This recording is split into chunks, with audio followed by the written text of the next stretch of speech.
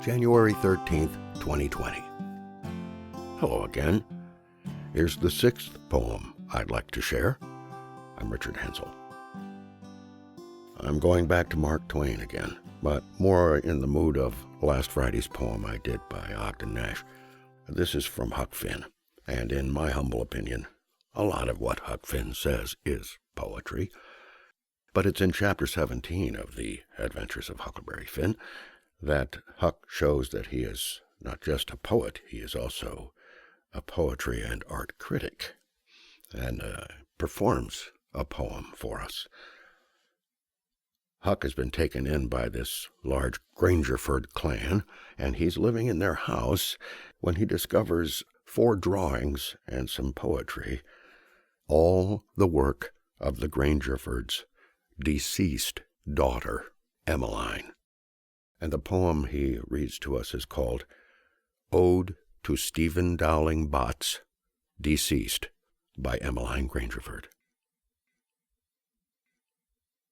Pictures hung on the walls, mainly Washingtons and Lafayettes and Battles and Highland Marys, and one called Signing the Declaration.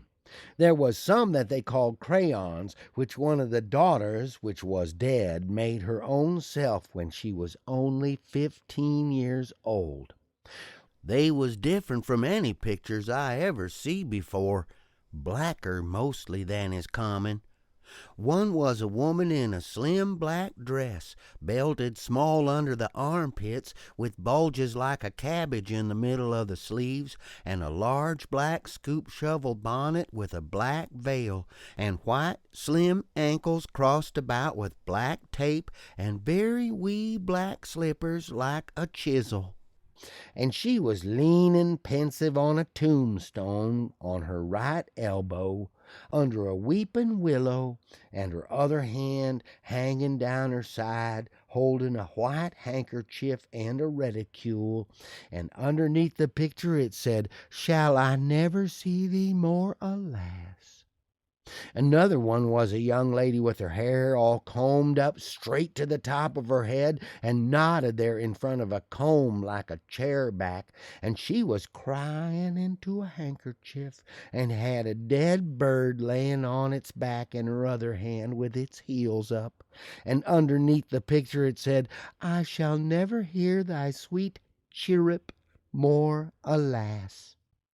And there was one where a young lady was at a window looking up at the moon, and tears running down her cheeks, and she had an open letter in one hand with black sealing wax showing on one edge of it, and she was mashing a locket with a chain to it against her mouth, and underneath the picture it said, "And art thou gone? Yes, thou art gone, alas."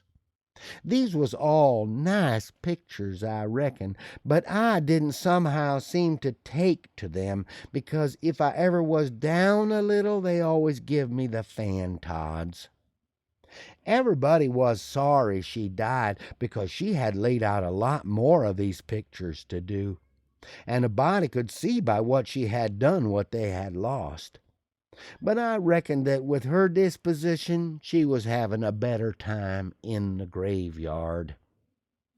She was at work on what they said was her greatest picture when she took sick, and every day and every night it was her prayer to be allowed to live till she got it done, but she never got the chance.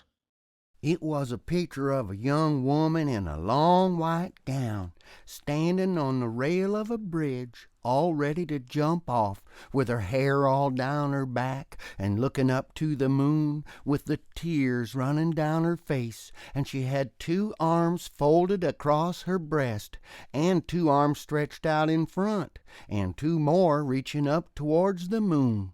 And the idea was to see which pair would look best and then scratch out all the other arms. But as I was saying, she died before she got her mind made up, and now they kept this picture over the head of the bed in her room, and every time her birthday come they hung flowers on it. Other times it was hid with a little curtain.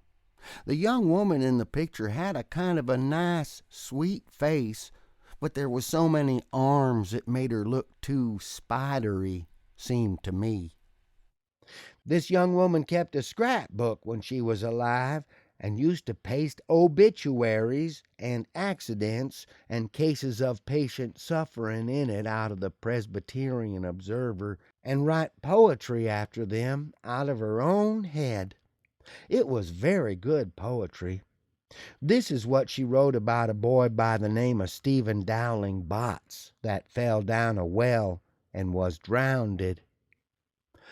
Ode to Stephen Dowling Botts, deceased.